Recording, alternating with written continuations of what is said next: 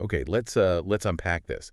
Have you ever really thought about, well, how we actually track nicotine exposure, for healthcare reasons or other specific needs? Mm-hmm. Because today we're doing a deep dive into a part of the diagnostics market that maybe flies under the radar a bit, but it's actually seeing some pretty explosive growth. Right. We're talking about the global Cotinine Screening Devices market. Yeah, cotinine, it sounds technical A maybe? little, yeah. So cotinine, what is it? Well, it's basically a key biomarker. Think of it like a footprint that nicotine leaves in your body. Exactly. It sticks around longer than nicotine itself, so it's a better measure of exposure over time. Right. And these devices, these screening tools, they're crucial for a lot of things, like health insurance checks, workplace testing. Sure, and smoking cessation programs too, giving people real feedback.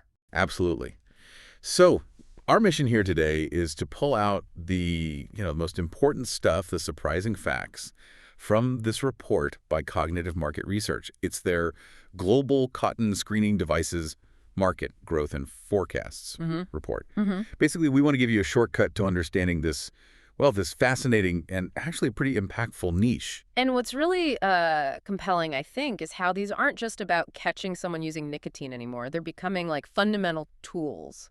How so? Well, they're informing public health strategy, right? And Yeah. shaping individual wellness plans. Mhm. It's specific, yeah, this market, but it really reflects these bigger trends, more health awareness, stricter regulations coming in. Okay. And the numbers really tell the story. You want the big picture up front. Yeah, let's have it. Okay, so back in 2021, the global market size, it was around $1.13 billion. Wow, okay. Billion with a B. Yep.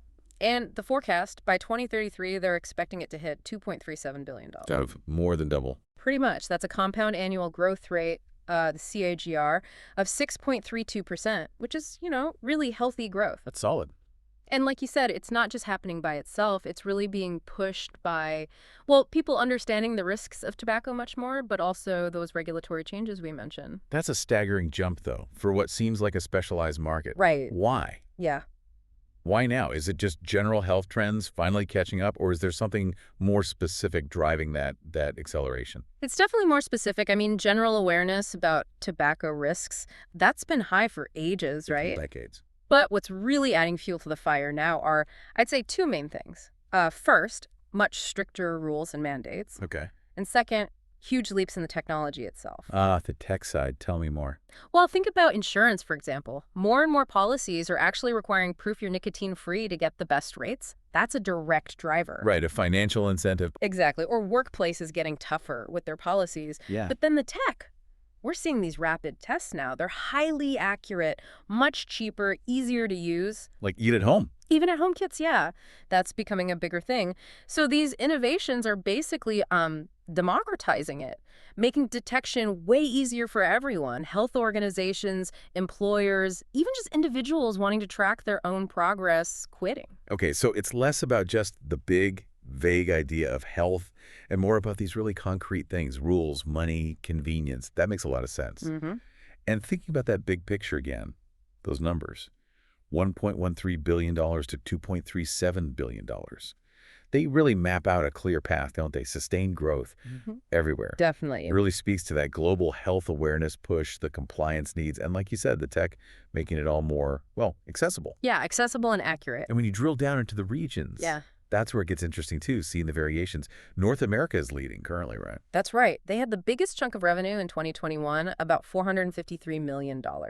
And projected to grow quite a bit. Yeah, the forecast sees it hitting $893 million by 2033. So still very strong growth there. And Europe, also significant. Also very solid. Europe was at $318 million back in 21, and it's projected to reach $636 million.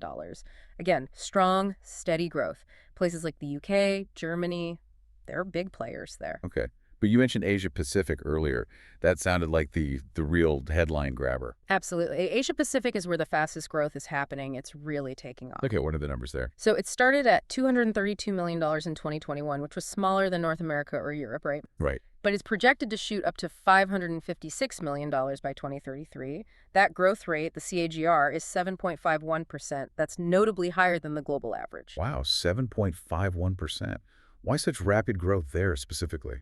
Well, you've got huge populations, obviously. China and India are massive drivers within that That region. makes sense. Plus, you have economies growing, healthcare spending increasing, and just a general rise in health consciousness, similar to elsewhere, but maybe starting from a different base and catching up fast. Interesting. And what about other regions? South America, Middle East, and Africa? They're growing too, moderate growth, but still consistent. South America, Brazil is a key market there. And in the Middle East and Africa, you're seeing growth often linked to increased investment in healthcare infrastructure and specific public health campaigns targeting tobacco use. So it really is a global phenomenon then. Different speeds maybe, but the direction is consistent everywhere. Precisely. It's not just one or two regions driving this, it's a worldwide trend. It's just remarkable seeing that consistency across such different places. Mm. It really underscores that global shift towards being more proactive about health, wouldn't you say? Mm. And it's not just people deciding for themselves, but policy and technology pushing it along. Exactly right. This widespread adoption, this focus on tracking nicotine, it's more than just identifying use. It really signals a change in societal norms around tobacco and how health policies are being shaped. Yeah. And that, I think, leads to a really interesting question for you listening right now.